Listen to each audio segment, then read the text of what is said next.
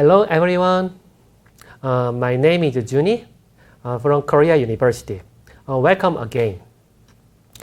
From this week, for the next 4 weeks, we will learn about supervised learning. This is the first week for the supervised learning. In this week, I will mainly introduce linear regression. Linear regression or least square regression. This is a basic and fundamental model for a regression problem. Again, a regression problem is when the output variable is y is a continuous variable. Even though this linear model is very simple, it is actually a base of other more complicated models. Also, you can see important concepts or issues of supervised learning with this simple model. And definitely, you can extend these concepts and ideas for the other complicated models. Okay, so throughout this week, I will mainly introduce basic ideas of linear regression. And I also introduce some statistical tests for coefficients of linear models. The coefficients of the linear models are parameters of a linear model. All other models have their own parameters. Similarly, the model parameters can be under statistical test in general. While it's not easy to apply statistical tests for more complicated models, I hope you can see the basic approach with these simple linear models. I also want you to have a good understanding for the variable selection. Usually, there are multiple variables, and some of them are useful, but some of them are not. How can we select those informative variables? We will see about this soon. Also, a linear model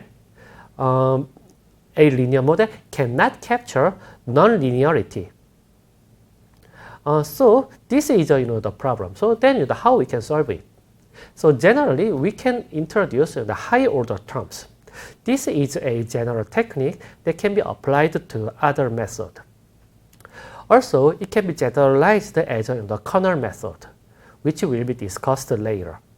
So I hope you can have the basic ideas of this the nonlinearity expansion.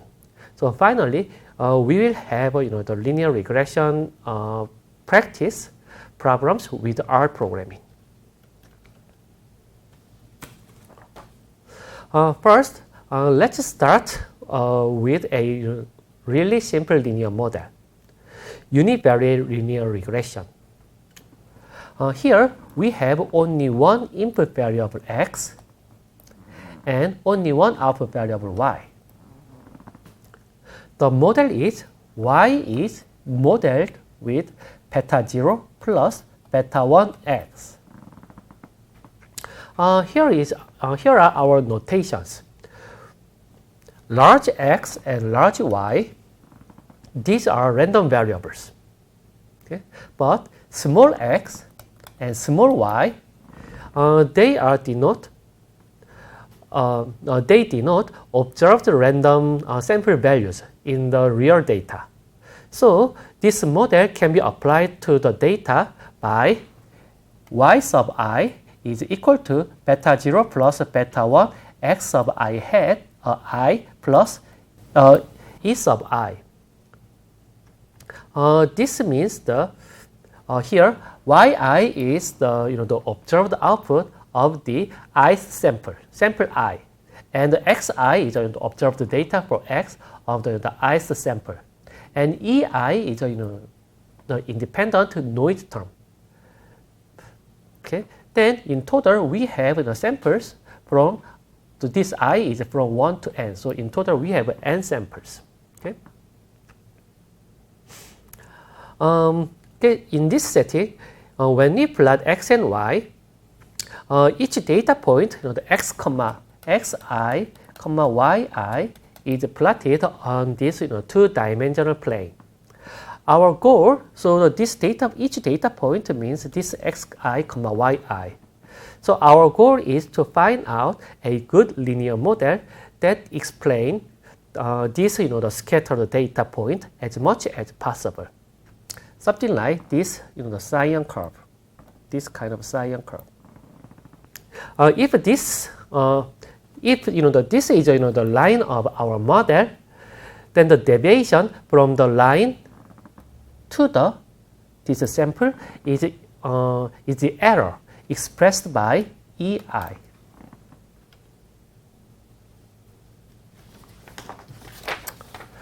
Then, how can you find the line of this model? In other words, how can you find beta 0 and beta 1? Please recall what we have discussed about good model in the last week. Basically, a good model minimizes the expectation of y minus y hat square. But because we cannot calculate this expectation exactly, this expectation is estimated by sample mean, which is the MSE, mean square error. That is 1 over n times, this is usually MSE is the 1 over n times sum of y minus y hat square. Okay. Here, definitely these are the samples, so they should have a subscription of I. And this y I hat is equal to, is modeled by beta 0 plus beta 1 xi.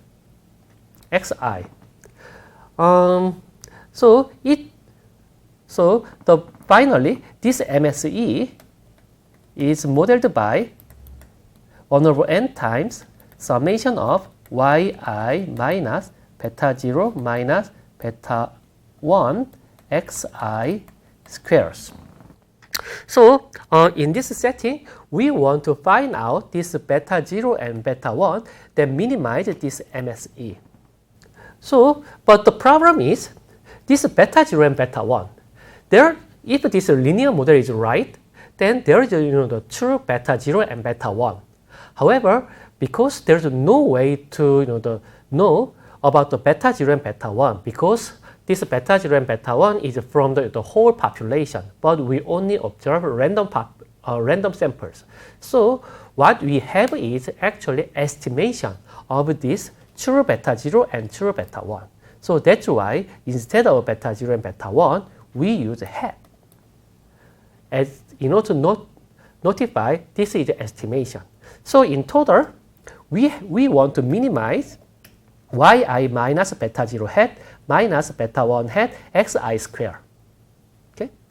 So this minimizing this MSE actually equivalent to minimize RSS, residual sum of squares, which is noted by like this. So compared to the MSE, there is only the 1 over n is different. Okay? So it is the same problem. To minimize MSE is equal to equivalent to the minimize RSS. And this one is equal to the sum of the noise squares, right? Because this yi is modeled by beta 0 hat plus beta 1 hat xi plus noise I. Okay? So we want to find our beta 0 hat and beta 1 hat that minimize RSS. Then how can you find out? Okay? Using a Bayesian optimization skill, we can easily find out this beta 1 hat and the beta 0 hat that minimize RSS. Which is because in generally this RSS is the second order term of this beta 0 hat and beta 1 hat. We can actually taking the differentiation this RSS to this beta 0 hat and beta 1 hat, then making that differentiation to the 0, then we can find out the solution. In other words, taking the differentiation of the RSS with the beta 0 hat, then make this equation to 0. Then by solving it, we can get the solution of the beta 0 hat. Similarly, calculating this the partial differentiation with the beta 1 hat 0, we can find out the solution for the beta 1 hat. So this is not that difficult. Definitely it takes some time, but it's not that difficult. So if you do some calculation, finally you can get this the optimal solution for the beta 1 hat and the beta 0 hat. Importantly, this is not the end of the story. Here comes more. Actually, beta 0 hat and beta 1 hat, they are calculated value from random samples. That means they are calculated from this the random samples. They are just estimator for the true beta 0 and beta 1 of the whole population. Definitely, this is all of this discussion is based on the assumption that our linear model is a true model. Okay, if the linear model is not true, so this discussion is not valid. Okay, please keep in mind. Okay, so in this setting, anyway, this beta 0 hat and the beta 1 hat actually refers to beta 0 and beta 1. Then the question is how much this beta 0 hat and beta 1 hat are close to the true beta 0 and beta 1. This is a question of the statistics. So please recall the previous the statistic lectures.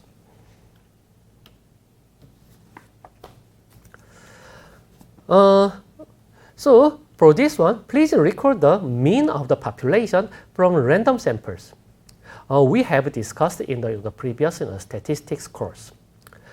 There are true means of the population, like mu, right? From the random samples, we estimate the mean. This is the mu hat, or in many cases, it is noted as x bar. Okay? In order to see how much this mu hat or x bar is close to the true mu, we introduce the concept of confidence interval. Also, in order to say the true mu is not equal to a specific mu 0, we introduce the concept of the statistical test. Among that, we often use t-test. If we briefly review, confidence interval is the interval where the true mu locates within a certain level of the confidence. Formally, we can calculate the probability that this mu is in the interval around this mu hat minus k times standard error of the mu hat, and also plus k times standard error of the mu hat around this mu hat. The calculated probability is our confidence. For example, if mu hat follow this mu hat follow a normal distribution, then the probability that true mu is between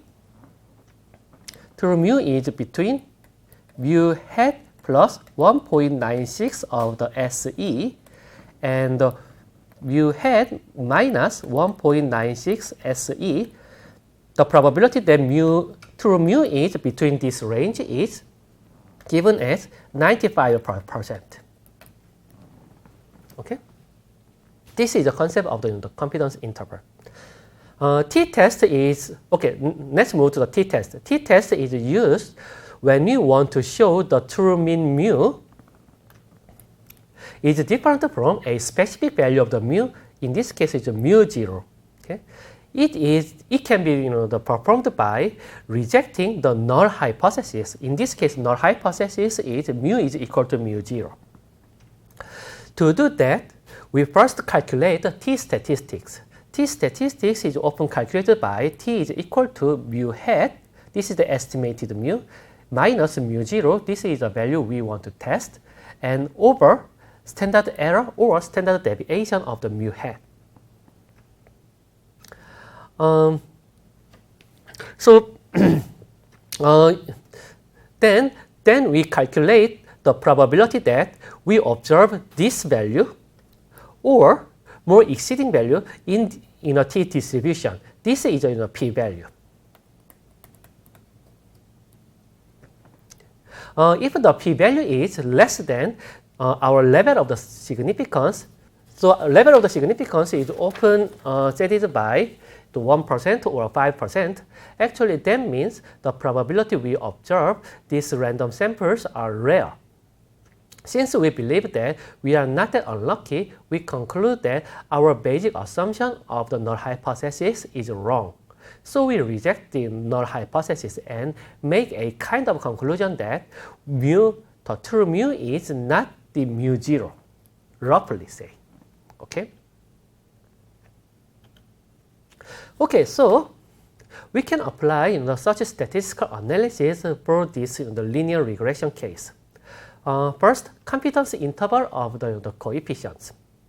The 90% of the confidence interval of beta 0 and beta 1, they can be set by beta 0 hat plus minus 1.96 standard error of the beta 0 hat, or beta 1 hat plus minus, for the beta 1 case, beta 1 hat plus minus 1.96 of the standard error of the beta 1 hat. That is the 95% of the confidence interval for the beta 1. So which means, so this beta 0 hat or beta 1 hat is from our estimation that we already showed in the few slides before. Then from that, around this value, the true beta 1 will be within this range. That probability is 95%. That is actually this the confidence interval says. Here, the calculation of this standard error of the beta 1 hat and beta 0 hat, it may need some calculation and more advanced analysis. But good thing is someone is already calculated. So it is given by like this.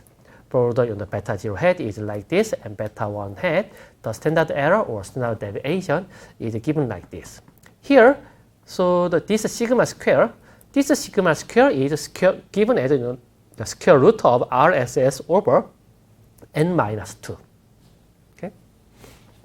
Using this confidence interval, now we can see how much beta 0 and beta 1 is close to true beta 0 and beta 1.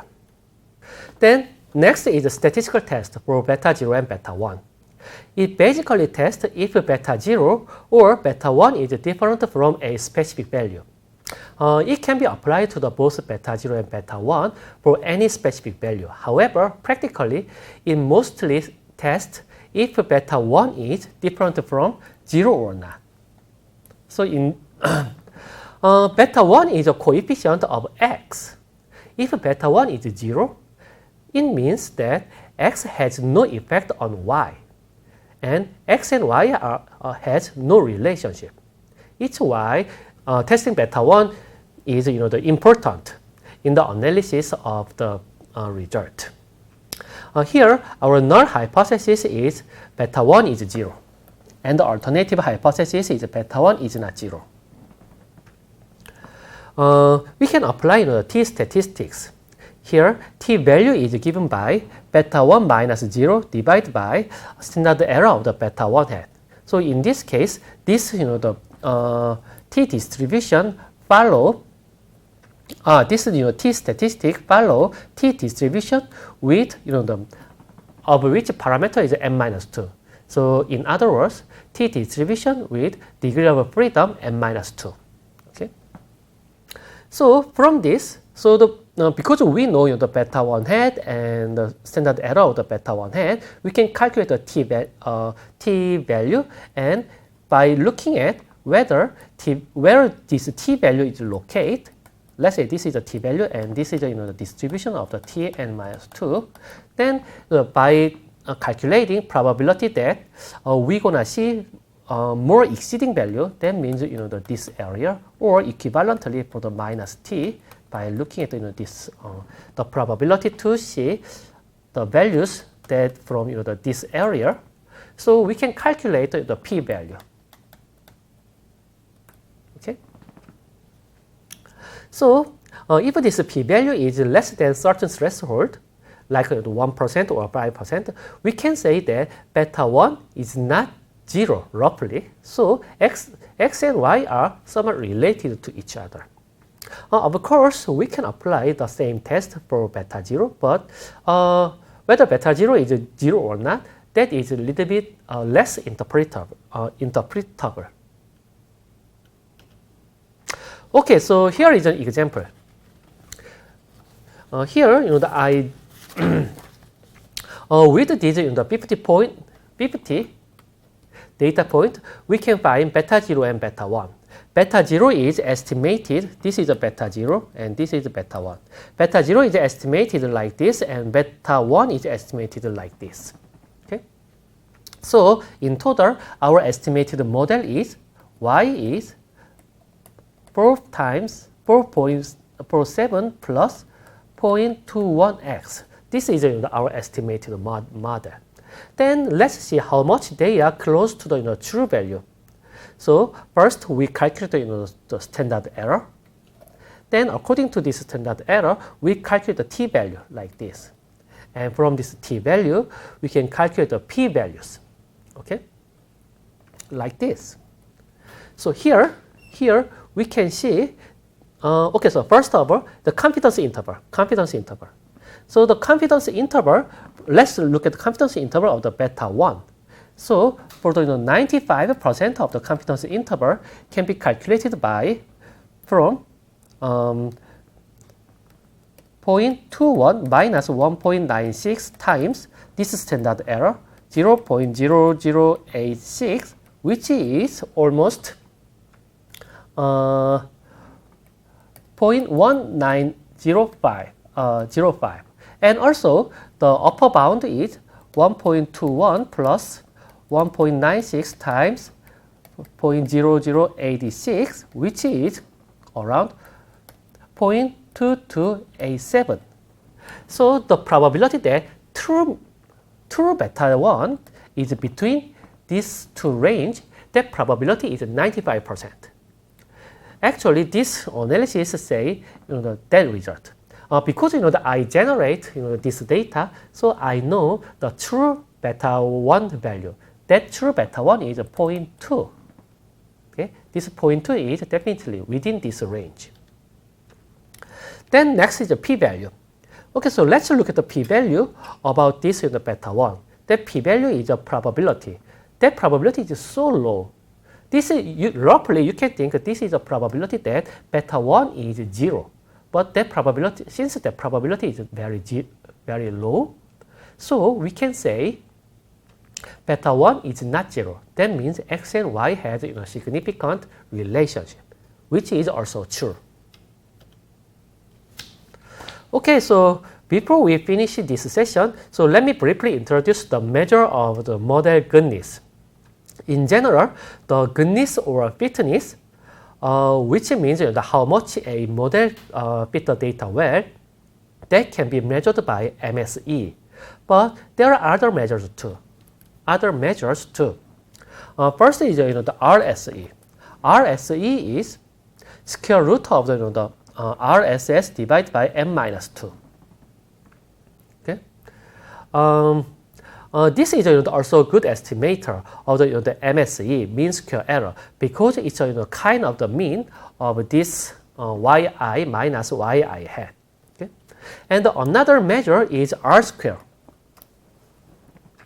R square is formally defined by R square is equal to TSS minus RSS over TSS. Here, so R, the definition of the RSS because I introduced before, and TSS is the total sum of square. Here, total sum of square, which is defined by yi minus y bar. This is the sample mean of y. Okay. So TSS is actually total variance of y, which means how much y varies around its mean of y. And RSS is a square sum of errors, which is the extra part, because according to the RSS definition is, if we record it, yi minus yi hat square. Okay, so this is the extra part of the linear model. So it's an error that is not explained by the linear model of X. So TSS minus RSS is total variance minus variance of the error, which is explained by the model itself. So R square is the proportion of the variance of Y explained by X throughout the model. So R square is always between 0 and 1, and 0 is bad and 1 is a good model. Okay, so I'll stop here. Then I will keep continuing my discussion in the next session. Thank you very much.